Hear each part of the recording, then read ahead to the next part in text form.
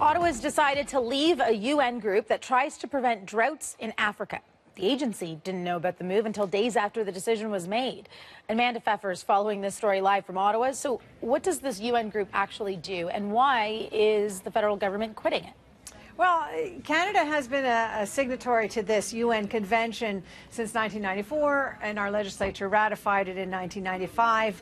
And now we're the first of about 194 countries, all the countries belonging to the UN, as well as the European Union, to opt out now of this agreement. Now, this was basically a research committee that was dedicated to alleviating drought, to prevent drought.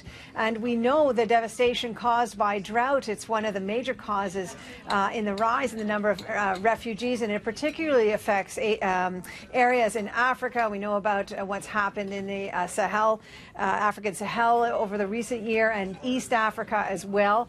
And we understand that this happened quietly last week in Cabinet, and it was based on the recommendation of the Foreign Affairs Minister, John Baird. Now, John Baird was in the House today answering questions in the hallway about this. Baird said we just basically were not getting a good bang for our buck with this money involved in this research group, basically. And then Stephen Harper himself had to answer questions in the House during question period. Why don't we have a listen to that exchange today?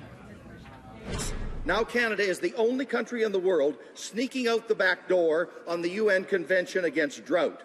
Why are Conservatives isolating Canada as a global delinquent?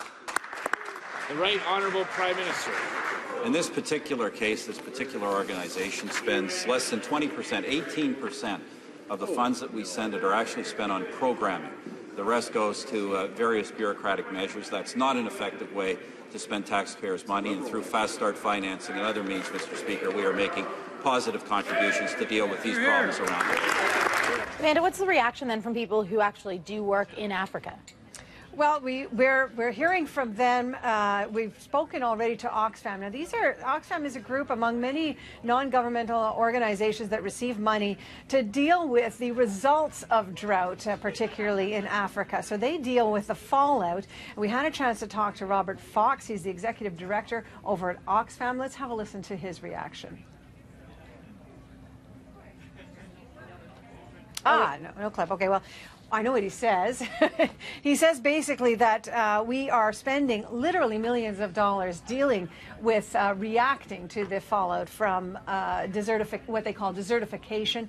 And this was a small amount of money used on research in order to figure out ways to prevent it. And so it was good bang for our buck in terms of the long term, because we spend all this money doing it. And of course, the opposition point out that this is the continuing cooling off of our relationship with the United Nations, and points to our opting out of Kyoto, for instance, as an example. And but I did get a note from CEDA. We asked a number of questions, and they wrote me a letter and suggested this was about $350,000 that we spent last year. $350,000, we will continue to spend that money this year until the end of the year, but we won't be attending a meeting that was set for next month in Bonn, where they were going to really, for the first time, they describe it as carry out for the first time ever comprehensive cost-benefit analysis of desertification. This was the first major project that they were going to do in this group. Canada will not be attending that meeting. They say it was not a surprise to the UN. They said they notified the Secretariat